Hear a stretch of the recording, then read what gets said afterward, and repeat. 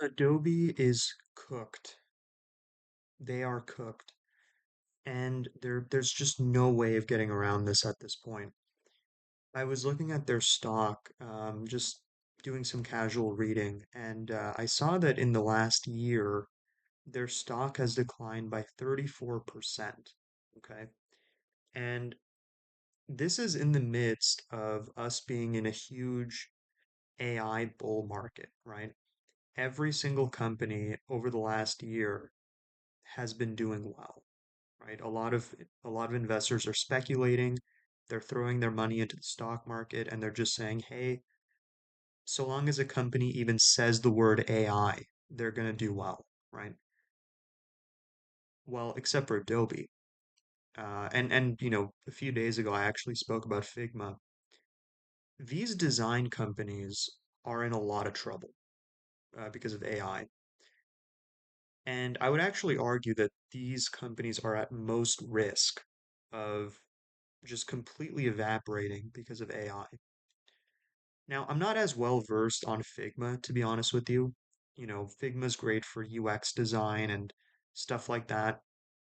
I don't know a whole lot about it compared to Adobe's products, but I know that Adobe really thrives on photo editing and, that kind of stuff, um, and design, but it's very clear that we're sort of getting to a point now where design is going to be effectively a box that you can speak to and it can generate whatever design it is that you need, right? Like we're going to have vibe designing. Now, to be clear, I still think that we're going to need designers because the fact of the matter is I just don't have the vocabulary to explain what I want, right? In the same way that, if you are a software engineer, you can vibe code in a way that is much more effective than somebody who is not a software engineer or who doesn't have any coding experience. That is not going to go away, right? Like you still, regardless of how good the AI, you know, regardless of how good the AI is, it's never going to be able to read your mind, right? It's never going to be able to understand exactly what you need. And in fact, that's actually one argument that a lot of people make to say that AI is not going to take people's jobs because even if I can talk to an AI agent that can generate a perfect app for me, if I don't have the correct vocabulary to explain what I need, it's just not going to work, right? Like, and I think when you're having a conversation with a software engineer, that engineer can actually ask clarifying questions. They can sketch out, what you need on a piece of paper. They can put a wireframe. And there's some intuition that I think still needs to be there for these products to be built. Yet I do think the platform's going to change at this point, right? Like if you're a designer and you know you are very well versed in like the philosophy of design or the geometry and the psychology of design and what makes a website really stand out and be effective. The fact of the matter is, if you have that expertise, you can just feed that into an agent and it can just build it for you, right? You don't have to do it yourself pixel by pixel at this point. And that's ultimately why Adobe is in so much trouble. This is a company that relies on designers doing everything by hand. And that's just not the future. That's just not how the world's going to work. The only way that Adobe can get out of this mess is if they can acquire some really good design AI agent companies, right? And just embed that into their product. So a really good example of this is Wix spent $80. Sorry, Wix is the famous website builder company. So if you want a website for, I think it's like $30 a month or something like that, you can just build a website with them, and it's not going to be as good as if you hire a web developer or a web designer to build your website, but it's like good enough. You know what I mean? So, anyways, Wix is I think they're like an $8 billion company, maybe a $10 billion company. They purchased this startup called Base 44 for $80 million. Okay. And that itself is actually a really interesting story because the creator of Base 44, he's a bootstrap solo founder, and so he just made $80 million right off the bat. Not to mention he was also, I think he has some clauses for profit sharing from Base 44. So phenomenal story there. It's really impressive.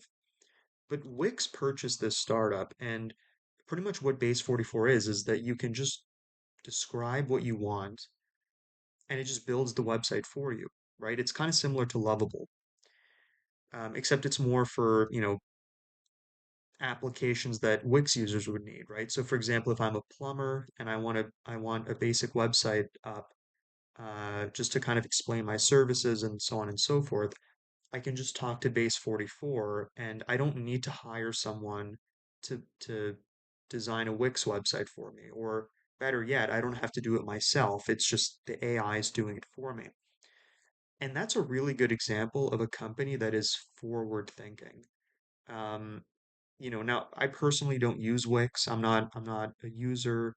I don't own any stocks, by the way, so I'm not an investor in Wix. Like I don't own any of their shares. But that being said, you can't help but respect them. Like that's a really good, like that's just a smart strategy, right? So that's really the way that I see it. If Adobe wants to survive against, OpenAI, Gemini, I don't think Anthropic has a lot of these photo editing capabilities yet, or at least not that I've seen.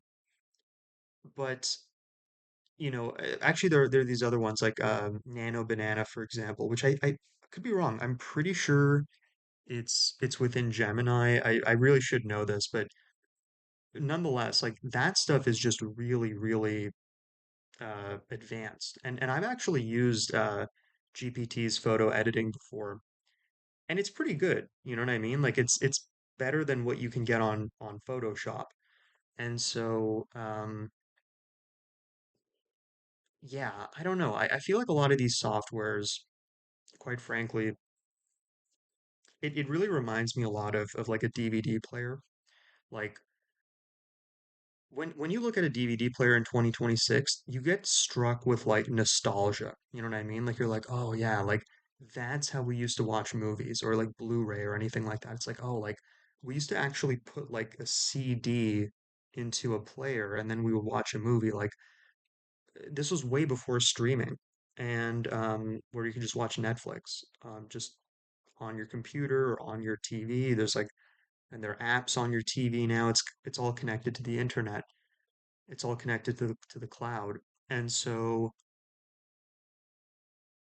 that's really how I think companies like Adobe are going to be remembered. It's like, oh yeah, remember we used to actually edit images ourselves? Like we used to actually, build and design websites, like specifically designing websites all by ourselves. Like, man, those are the good old days, Now if you just want a website, or you want to design something, you just kind of like talk to an agent and it does it for you. Like and so that's really the way that I see it at least. It's I can already feel how nostalgic people are going to be for these products in like 10 years.